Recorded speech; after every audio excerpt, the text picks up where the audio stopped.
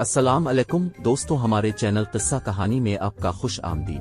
اگر آپ کو ہماری ویڈیوز اچھی لگیں تو ویڈیوز کو لائک کر دیں اور چینل کو کر لیں سبسکرائب۔ فلسطین کی تاریخ ایک بہت ہی قدیم اور پیچیدہ تاریخ ہے جو ہزاروں سال پرانی ہے۔ فلسطین دنیا کے ان چند علاقوں میں سے ہے جہاں سے تین بڑے مذاہب یہودیت، عیسائیت اور اسلام نے جنم لیا۔ فلسطین پر مختلف ادوار میں مختلف حکمرانوں نے حکومت کی ہے، جن میں قدیم مصری، قدیم اسرائیلی، فارسی، مقدونی، رومی، اسلامی اور صلیبی حکمران شامل ہیں۔ قدیم زمانہ رومی سلطنت نے 63 قبل مسیح میں اس علاقے کو فتح کیا اور اس کا نام بدل کر یہودا رکھا۔ خود رومن جنگیں 66 سے 73 قبل مسیح اور 132 سے 136 مسیح یروشلم کی تباہی اور یہودیوں کے منتشر ہونے کا باعث بنے، جس سے یہودیوں کا ڈائسپورا شروع ہوا۔ بازنطین اور ابتدائی اسلامی دور 4 سے 7ویں صدی عیسوی۔ رومی حکومت کے بعد فلسطین بازنطین سلطنت کا حصہ بن گیا۔ 638 عیسوی میں عرب مسلمانوں نے خلیفہ عمر کی قیادت میں یروشلم پر قبضہ کر لیا، جس سے خطے میں اسلامی حکومت کا آغاز ہوا۔ صلیبی دور 1099 سے 1187۔ پہلی صلیبی جنگ کے دوران یورپی عیسائیوں نے یروشلم پر قبضہ کر لیا اور یروشلم کی لاطینی سلطنت قائم کی۔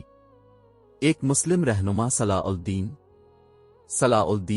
نے 1187 میں یروشلم پر دوبارہ قبضہ کیا۔ عثمانی حکومت 1517 سے 1917۔ فلسطین 400 سال سے زائد عرصے تک عثمانی حکومت کے تحت رہا۔ اس دوران مقامی آبادی میں عرب، یہودی اور عیسائی شامل تھے۔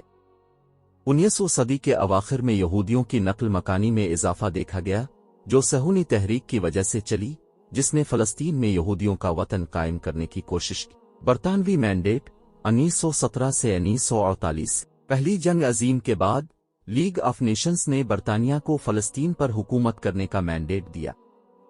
اس دوران یہودی تارکین وطن اور عرب باشندوں کے درمیان کشیدگی میں نمایاں اضافہ ہوا۔ 1947 اقوام متحدہ کی تقسیم کا منصوبہ۔ اقوام متحدہ نے 1947 میں تقسیم کا ایک منصوبہ پیش کیا، جس کے تحت فلسطین کو الگ الگ یہودی اور عرب ریاستوں میں تقسیم کیا جائے گا۔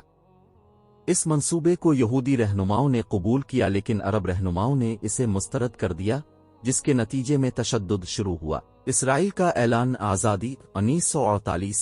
14 مئی 1948 کو یہودی ایجنسی کے سربراہ ڈیوڈ بین گوریون نے ریاست اسرائیل کے قیام کا اعلان کیا۔